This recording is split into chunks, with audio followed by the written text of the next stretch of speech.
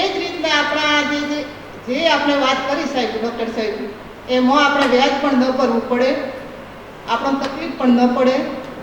એટલે દિવસો એવા નક્કી કરો કે ભાઈ અહીંયા તમારે જવાનું એટલે જવાનું જ છે. એટલે આ રીતનું આપણી કમિટી, બધા કમિટીવાળા સભ્યો છો એ ભેગા થઈને નામ જોગ લિસ્ટ આપી જ દો. અહીંયા મુસારી થવા જોઈએ એવી વાત નથી. એટલે આ વિચારવા જેવું તો છે જ નહીં. કદાચ મારા શબ્દો ખોટા હોય તો આપ બધા મને ટકોર કરી શકો છો, બેન આ ખોટું છે. અહીંયા હું એમ કહી દઉં કે ભાઈ હું આગળ થઈને હું આવી જઈશ, તમે એમ કહો કે ના હું આ ગામમાં હું આગળ થઈને આવી જઈશ. આજે અહીંયા કહેવાના, અહીંયાથી ગાડી બેઠા ને પછી જવાના. રવિવાર તો બધો નવરો જ હોય છે, કોઈ પણ ભાઈ હોય કે બેન હોય નીકળવા તૈયાર નથી. એટલે સમાજ માટે દરેકને ચિંતા હોવી જોઈએ.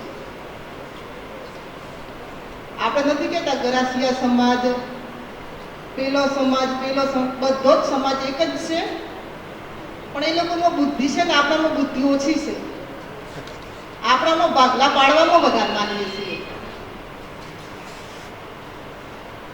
દાગીનાની તમે વાત કરો તો તમારી બહુ લાવવાની છે, મને તો મારી જ બહુ લાવવાની છે, તો હું જ સારી દેખાવ માટે સોનાનો દાગીનો લેવા જાઉં. ખાલી આપણામાં જ છે. આપણે નબળા ત્યાં દેખાઈએ કે ના મારો સોનાનો દાગીનો ત્યાં લઈ જવો પડે તો જ હું સારો દેખાવ, કેમ કે હું મોટો અધિકારી છું, કર્મચારી છું, એટલે મારે લઈ જ જવું પડે. 2 દીકરા છે, 3 દીકરા છે, એટલે 3 દીકરા લડાય પછી એમાં સમાજના ભાગલા પડે. જેમ આપણે પહેલા રીત રિવાજ હતા જ, એ કંદોરો ને પેલી ઓગળી નતા લઈ જતા ચાંદીની, પેલું મંગળસૂત્ર ચાંદીનું લઈ જતા. ના સેમ નહીં, તમે એટલે એ લઈ જતા. મારું એ લાવેલું છે, મારે તો હજુ એ પડ્યું છે. મારે તો કોઈ કરોડ ખર્ચો કર્યો જ નથી. આમ છતાંય મારો પરિવાર સુખી છે. ડીજે આપણે જ ઊભું કર્યું, ડીજે આપણે ઊભું કર્યું. ચાંદીની પગડી હજુ પણ મારે પડી છે. એટલે અત્યારની જે છોકરા છે જે લાડીઓ કહીએ, લાડીઓ હરી છે, પણ આપણું સમાજનું બંધારણ નથી. એટલે એ તો ઉમેરો જેવું હું તો કહેવા માંગુ છું. ને ડીજેની વાત કરીએ, ડીજે આપણે જ ઊભું કરેલું છે. ડીજે તો આપણે જ ઊભું કર્યું ને સારા દેખાવા માટે. પછી ગામડાઓ મૂક્યું, એટલે એ પણ ખર્ચો વધારે જ છે. કોઈ તો 1 લાખનું 1.5 લાખનું ડીજે લાવે, 50,000નું લાવે. પેલો ભાઈ એટલે ખેતરમાંની વાત કરું, કદાચ કોઈને ખોટું લાગે તો માફ કરજો. પેલાને ઘેર આવું ડીજે લાવે ને, મારે આવું ડીજે લાવવું. પેલાને ઘેર ઘોડો આવો ને આવ્યો ને, એટલે મારો ઘોડો નબળો ન પડવો જોઈએ. એટલે આ રીતના જ બધું ચાલે છે. એટલે એમ હોય પણ તમે સુધારો કરો. આ જે છે વોટ્સઅપમાં જે આપણે તો આપ મૂકો જ છો, પણ વોટ્સઅપમાં મૂકો, દરેકની સંમતિ લો, ગામડાઓથી દરેકને પૂછો, ગામડામાં દરેકને પૂછો. લાંબડિયા મિટિંગ રાખો, કોચીના રાખો, હળાદ રાખો, દરેક જગ્યાએ મિટિંગ રાખો. આપણે દાંતાએ રાખો, દાંતાએ પણ મિટિંગ રાખો. કેમ કે અમારું સંમેલન દાંતા રાખ્યું હતું ને, એટલે એ વખતે બધી ચર્ચાઓ થઈ જ એક વખત. ને જ્યારે આપણે પાડલિયાવાળું થયું ને, એ પણ ચર્ચા એ વખતે થઈ જ હતી. એટલે દરેક જગ્યાએ જુદી જુદી મિટિંગો રાખો. અહીંયા સન્નાદી જ રાખીએ એ વાત બરોબર છે, પણ દરેક જગ્યાએ રાખો.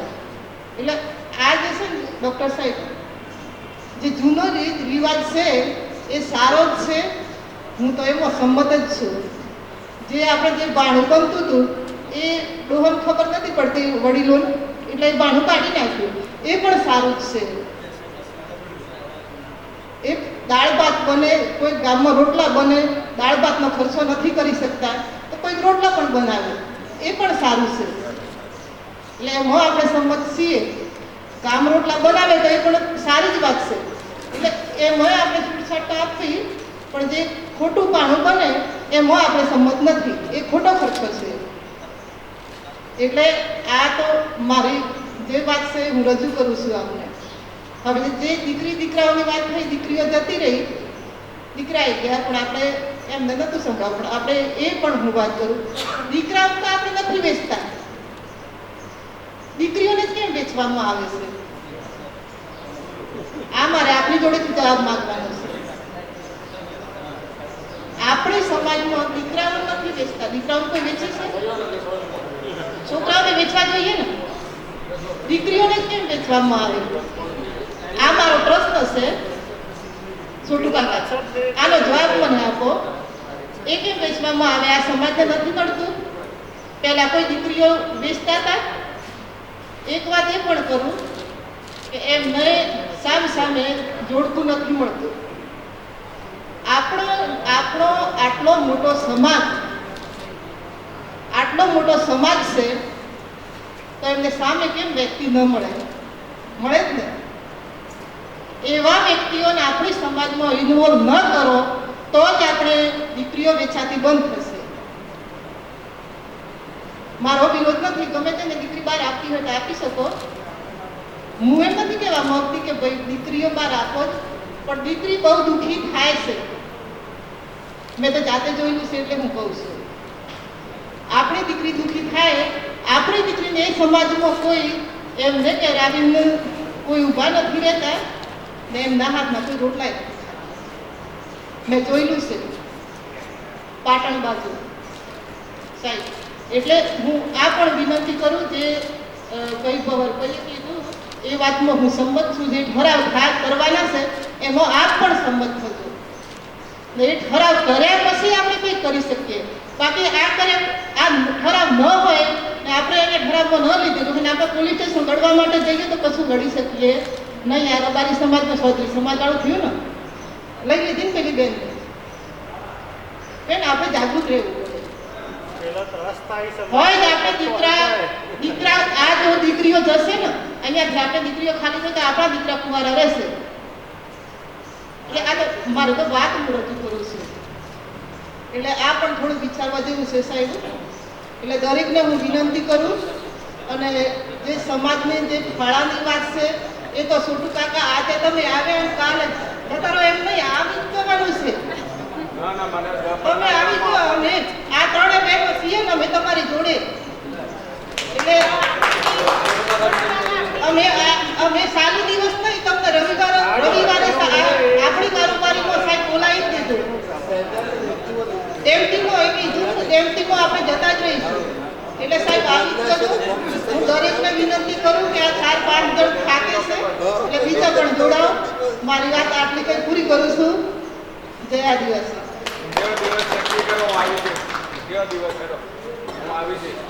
મારી ગાડીમાં બિહાડી દઈશ.